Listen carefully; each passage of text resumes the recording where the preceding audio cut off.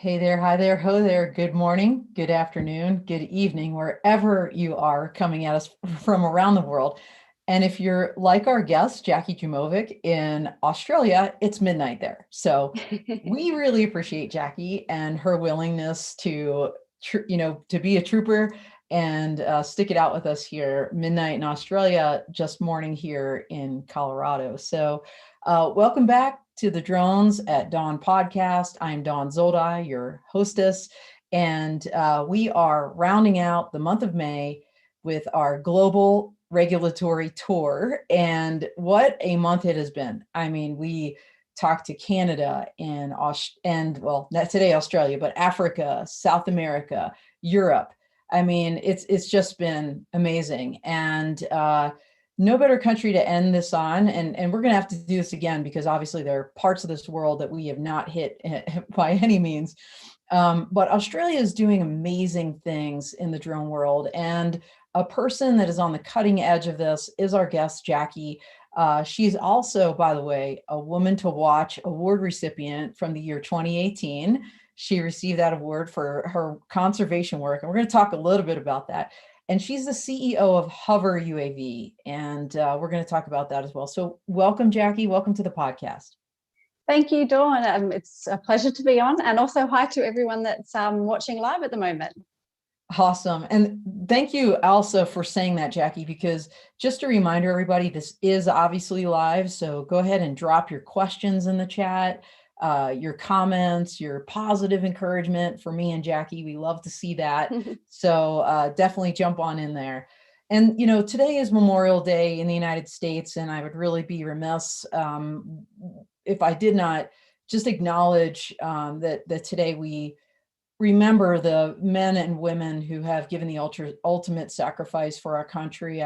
As you know, I think most of you know, I'm a retired United States Air Force veteran, and this day is kind of a somber day for many of us, but we're pressing on here at Drones at Dawn. And if you're not here live, hopefully folks will come back in and watch this later, because this is going to be some great stuff.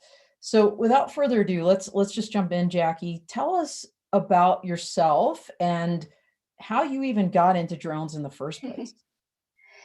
So it's an interesting story how I got into drones. So it was about 7 years ago now, when I first started my life of drones. Prior to that, I actually worked in the maritime industry. So I spent many years traveling the world on super yachts. So I was based out of Europe and the Florida and down to the Bahamas and through the South Pacific. So I spent many years doing engineering, navigational watches, working for the richest people in the world. It was when I became pregnant with my first child, I decided, I don't think I can stay at sea anymore. So I moved back to Australia. And at that time, I started trying to come up with new ideas for a second career.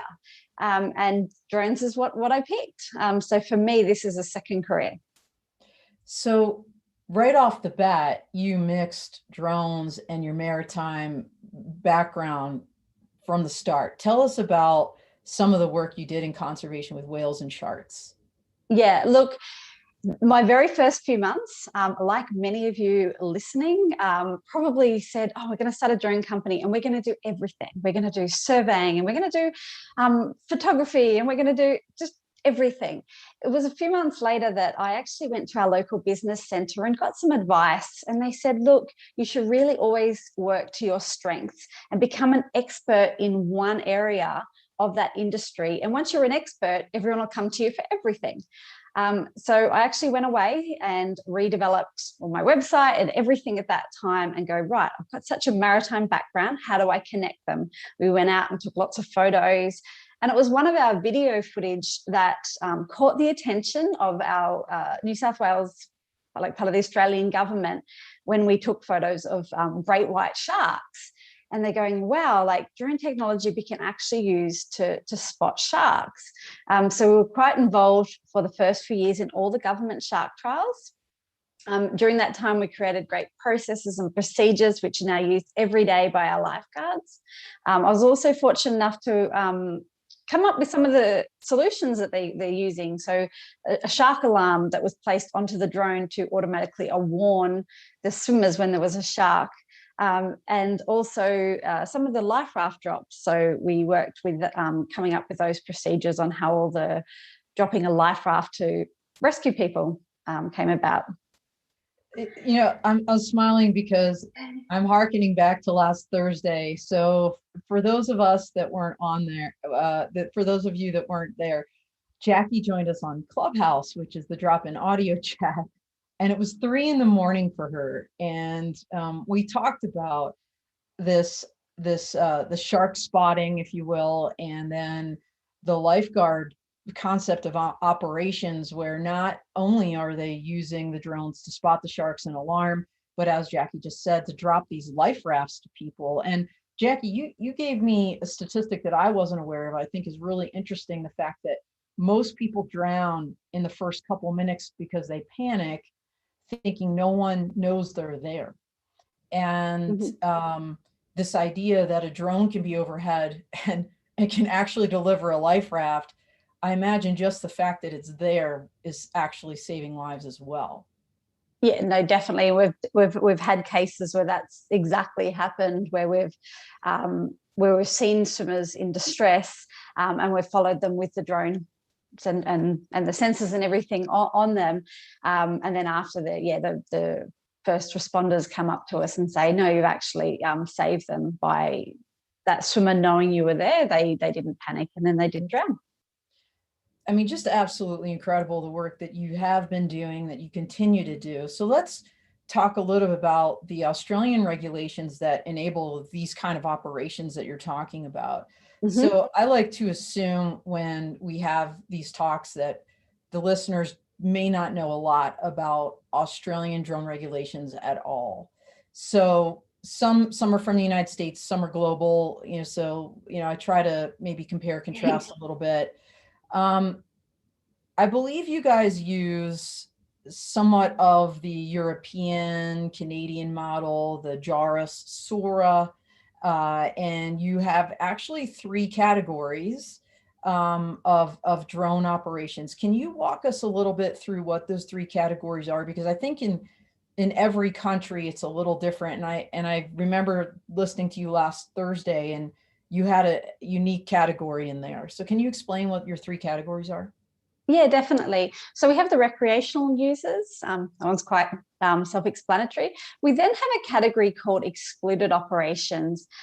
This was introduced, I guess, to enhance the drone technology for those small UAS. So the less than 2 kilogram drones, or if you're operating on your own land, up to 25 kilograms. So you can do under 2 kilos commercially. And at that time, it's very basic licensing. So they just need an accreditation with our regulator, and they need to make sure their drones are registered to be then able to be operate.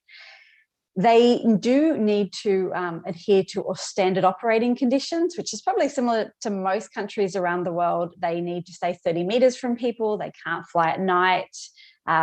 They can't fly in fog or rain. They can't fly beyond visual line of sight, or any additional approvals they can't do. The third category we have is a remote operator's certificate.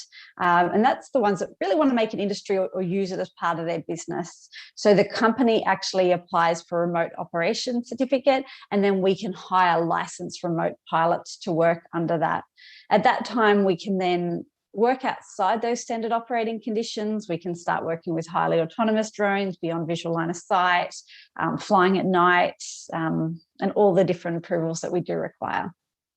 So this excluded category, the middle category that you spoke to, so are commercial operators working in that category? And if so, what are the requirements? Do you have to pass a test? Is there training? Do you have to register the drone?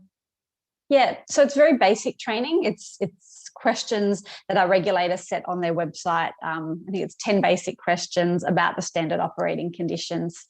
They do have to register the drones. At the moment, it's free until July, and then it does move to $40 per drone per year. So they will have to do that. And they do have to just do basic record keeping. They need to log at the end of the day if their drone had a defect, and things like that. The companies that are taking it up, look, at first, I think the regulator brought it in for, real estate photographers or people that just wanted to do some work, but maybe not make a full career out of it. But a lot of other companies have taken it up. There's mine sites operating. That surf lifesaving program I was talking about, often they run under the excluded category operations. So I think there's like 20,000 operators operating like that. So it's quite a large amount of operators in Australia operating in the excluded category. Also farmers. It's a great option for farmers. They're operating over their own land usually. So it's a great way that they can get in there without that initial cost. It almost sounds like a basic Part 107 for us, whereas your, I think you called it the remote operator certificate, is much more robust. So tell me about that, because if you receive the remote operator certificate, do you automatically get to use beyond visual line of sight? And if so, do BVLOS operations? And if so, what are the additional requirements before you can get that remote operator certificate then? No, so the remote operation, you apply through our regulator or a delegate to get that certificate.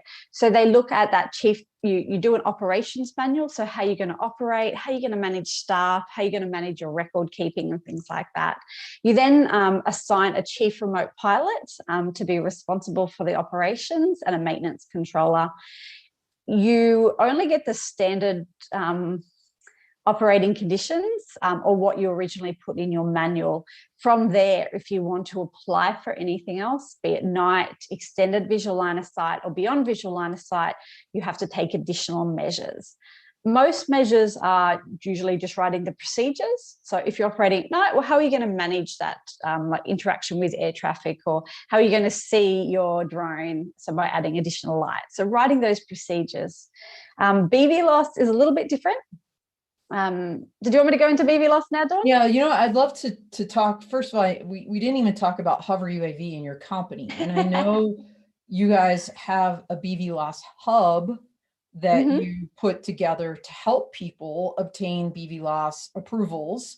So tell us about Hover UAV, what you all are doing, and specifically about your BVLOS hub, and then, what BVLOS looks like in Australia. Yeah. Of course. So it was actually when we were working on that Shark project and a few others, we realized there was so many amazing entrepreneurs and inventors out there but a lot of the blockages were happening with the regulations or them trying to build a sustainable business model. So that's where we really converted what we do to help those companies. So we started writing those safety cases for them, and we created the Beyond Visual Line of Sight Hub. So it's a place where people can come and learn about Beyond Visual Line of Sight. The SORA training, which is our, I'm sure we're going to probably go into that soon, but it's our methodology that our regulator used to work out the risk for that beyond visual line of sight. We actually created a beyond visual line of sight course as well. We noticed that our remote pilots training didn't really go into that next level. So it's a training that talks about the C2 links and how to plan for a beyond visual line of sight and things like that. We've also just got through a remote operations centre. So it's allowing us to operate from the comfort of our lovely office, but operate drones in other parts of Australia. So by using like drone-in-the-box solutions, such as the Percepto system, we can then fly that from our office as well, which is amazing. That is amazing. I mean, again, I mentioned I was in the Air Force. I mean, the United States military, and I'm sure the Australian, in fact, I know the Australian military as well, because I know some of the judge advocates in your service there have been flying those kind of remote operations for years and years and years. And I think that is definitely the next level of commercial operations, exactly what you're doing, Jackie, having a remote operations center, because it works. It's tried and true. The military's been doing it for years. So tell us about the beyond visual line of sight. I know there's almost like different levels, I'll call it, in Australia. Explain kind of what those are. So usually, look, let's just say you're a client and you're coming to me and you have a concept of operation. So we usually look at what you want to do, what you want to achieve, and we work out the best way. So there's usually three options we can go down. We have extended visual line of sight, which still does fall in the beyond visual line of sight category, but you're using visual observers, similar to what a lot of the beyond visual line of sight operations are in the US. Then we have our beyond visual line of sight standard scenarios. So Casa did just release to consultation 5 new scenarios. Now, they've done a lot of the hard work for you, and they've actually created the risk assessments and have given guidance on what procedures should look like and what your KML files and all of your application for that safety case if they fall into those scenarios. The scenarios were based on what common applications we were starting to see in Australia that still weren't too complicated. So we obviously have a lot of agriculture and mining and resources in Australia. So a lot of those were, within 100 foot of a structure or very remote and rural airspace for the agriculture. So we've got the standard scenarios, and then we also can do the full SORA. So if you're doing something that's outside the standard or a little bit more complex, it could be drone delivery, or you need to fly more closer to a city and things like that, then you would fall under that full SORA pathway. So you're using the term SORA, and again, not everybody's going to know what that is. Okay. You and I have talked about it a little bit. So the JARIS, the joint, you can say the acronym better. Yeah. It's the Joint Association of Rulemaking for Unmanned Systems. So it's 62 countries around the world have joined together and created a set of rules. Each regulator does not need to follow to the exact letter of the law of what JARIS create, but it's a guidance. So Casa have obviously adapted it to what they believe is suitable. And the SORA, which we keep saying, is a specific operation risk assessment. So it's a bow tie risk assessment for those that know risk assessments. And then we break down, break it all down. It's over 10 steps. We look at the air risk, the ground risk, and then we get what risk that it's going to be. So it might be 1, 2, 3, 4, or 5. And then from that, we'll work out what safety objectives we need to follow for that operation. So what, what we need to put on the drone, what training the crew will be required and things like that. So it helps with that process. I think it's really beautiful that this risk-based assessment lends itself to these standard scenarios that you just mentioned, because we're doing a lot of research and development in the United States. We had the integrated pilot program, the integration pilot program, the IPP, which is now the Beyond program, and they're focusing on, in large part, beyond visual line of sight. And the approvals we're seeing are typically in the context of this research kind of ecosystem environment. The fact that you all are actually doing it is, to me, absolutely phenomenal. And the fact that you've already called out, like, hey, here's some common uses where the risk is low enough that we can just say, if you meet this criteria, you're good to go. That's amazing. So you mentioned mining, you mentioned some remote, and I'll say remote as in far away from people, maybe in the outback or something like that.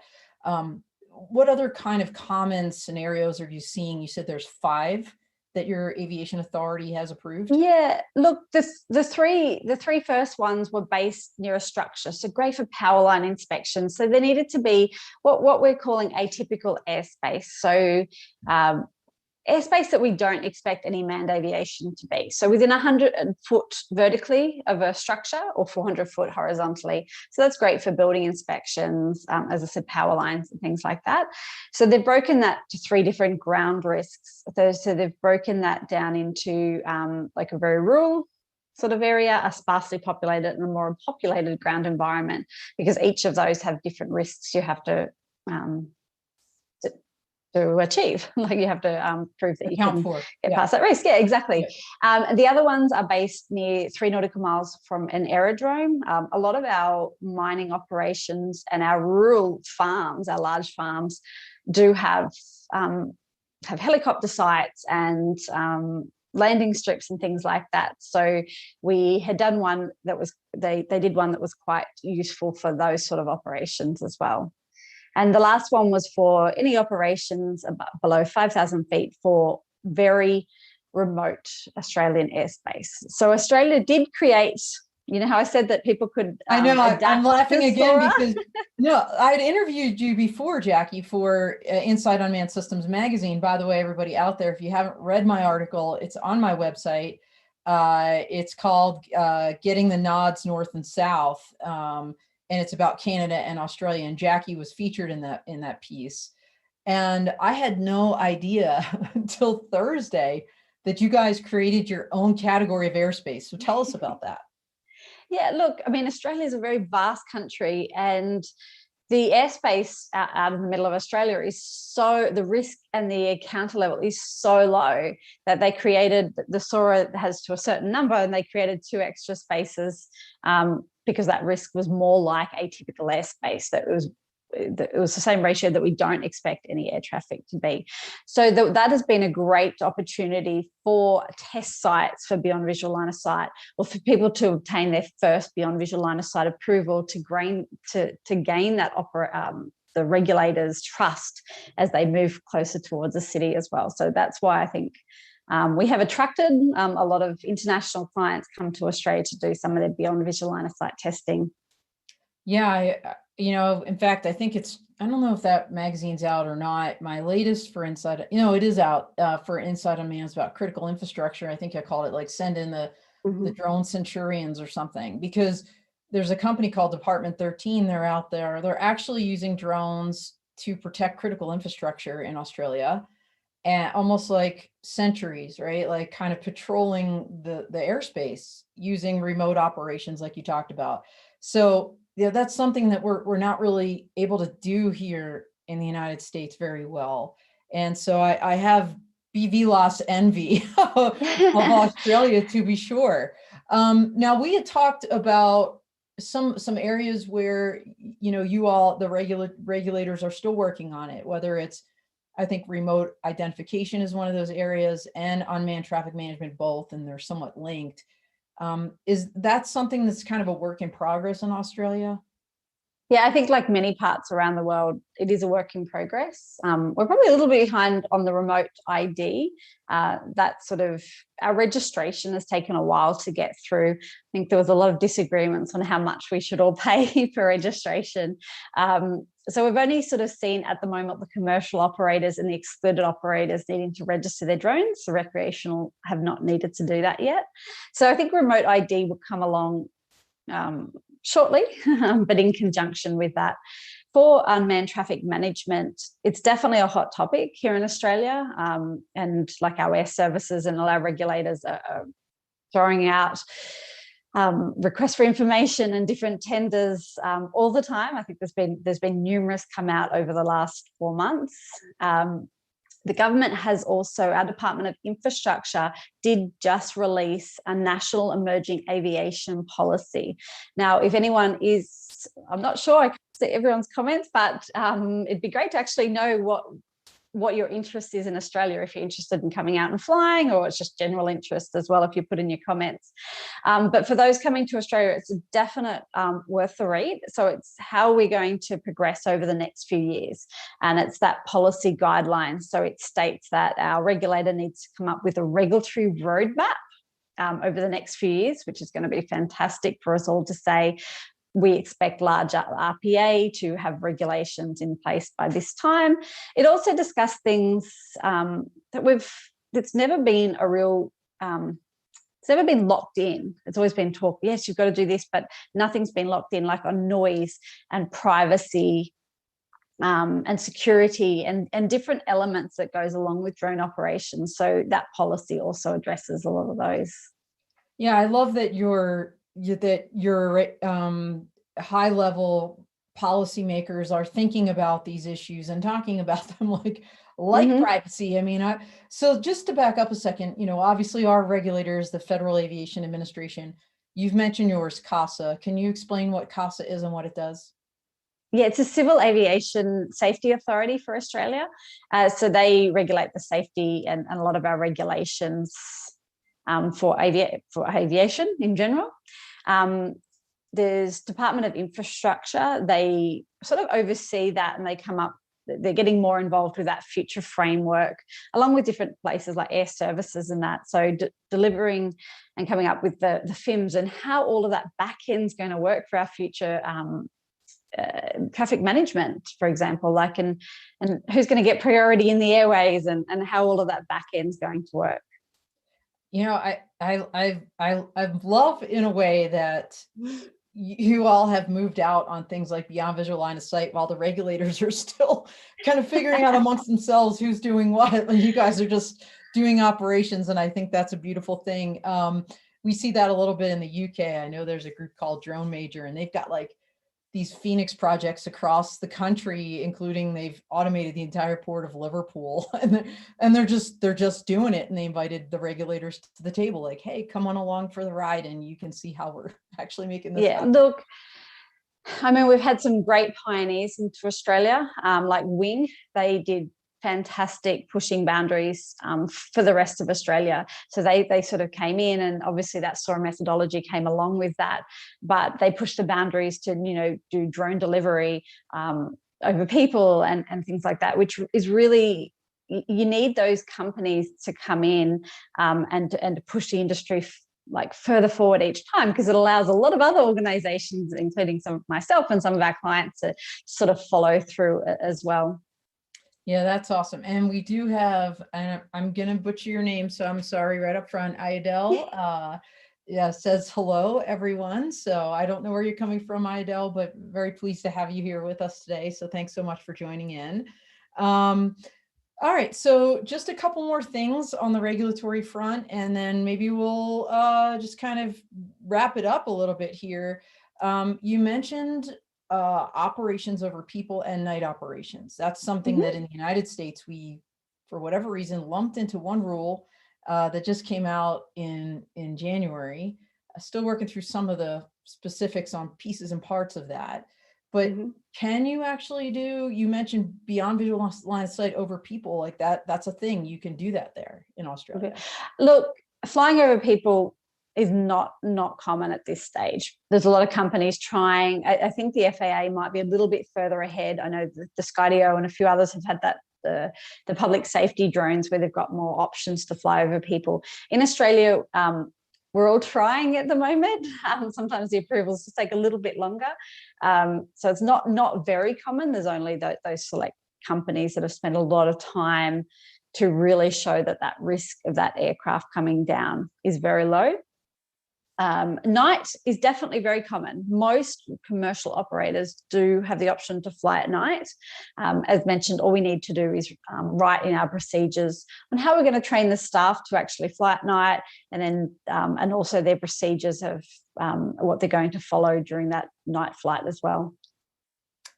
Well, absolutely amazing. And so what's next for you, Jackie, and for Hover? What's your, obviously you have the operations center that you've just created. You've got the BVLOS hub. What's on the horizon for you all?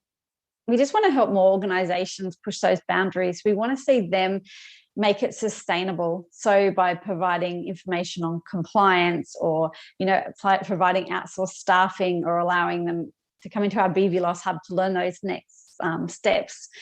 That's sort of what we really want to do for here in Australia and also in other parts of the world. So that's probably what's next for us.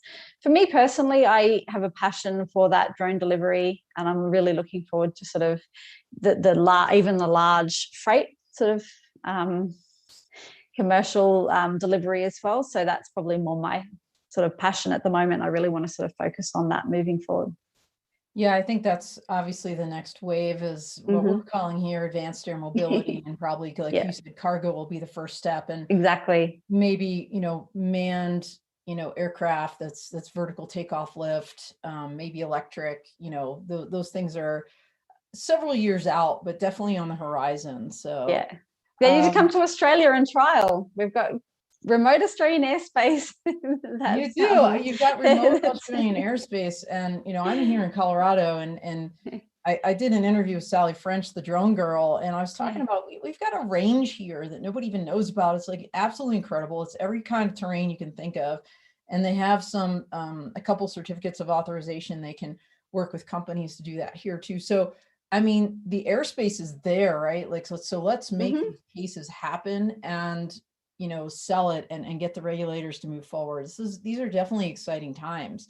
And like I said, you've been just doing amazing work, starting with the sharks and now, with mines and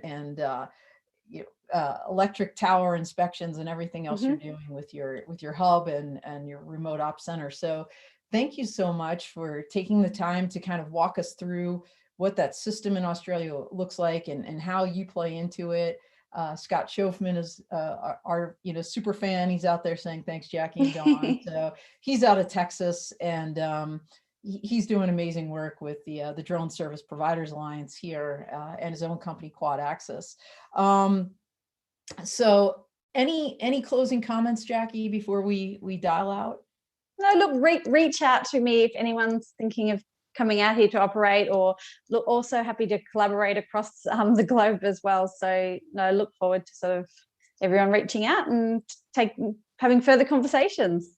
Well, that's exactly right. I mean, that's why we're doing this, because, I think I posted at some point on LinkedIn, it's a small world after all. It really, really is. And we can learn from each other. The fact that you have BVLOS training that you're doing. I know Volatus is doing that up in Canada. They were also featured in that Inside Unmanned article.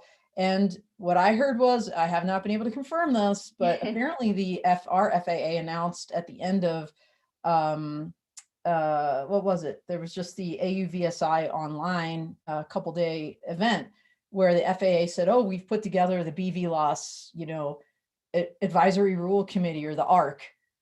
And I've been asking everybody, like, okay, who's on it? Where's that? Where is it? And I haven't seen anything. But if true, and I assume it would be, that's exciting news, because that means they're thinking about that next step. What does the regulation look like? So you guys already have it in yours. Canada's moving out at the end of the year. So it'd be great to learn the lessons that you all have already learned, and Canada and benefit from that. So thank you so much for leading the way, and for being you, and for joining us at midnight, which now it's almost 12:30. It's the next day for you. So really appreciate it. No, it's been an absolute pleasure to talk to you, Dawn.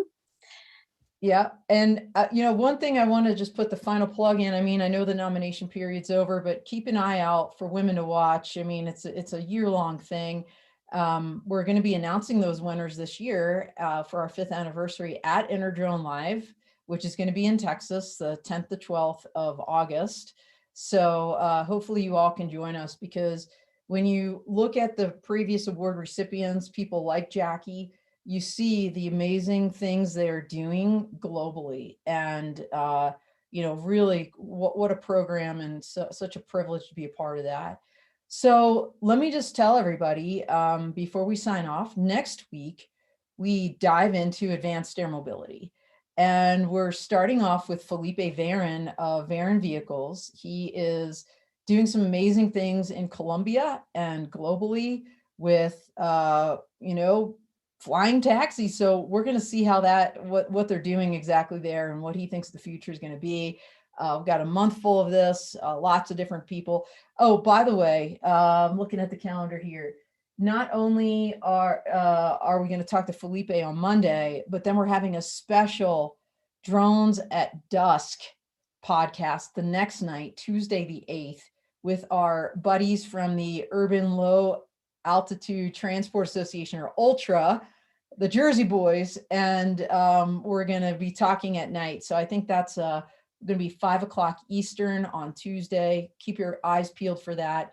And backing it up a little bit, this Thursday, hopefully on Clubhouse, we can get Felipe in there, 11 o'clock, drop in audio chat, Drone Law Connection. So meet us there. We'll start talking to Felipe, continue the conversation next Monday. So that's it for now. Thank you again, Jackie. Thank you for everything. And everybody else, happy Memorial Day. Have a wonderful week and hope to hear you on Clubhouse and see you next week. So out here.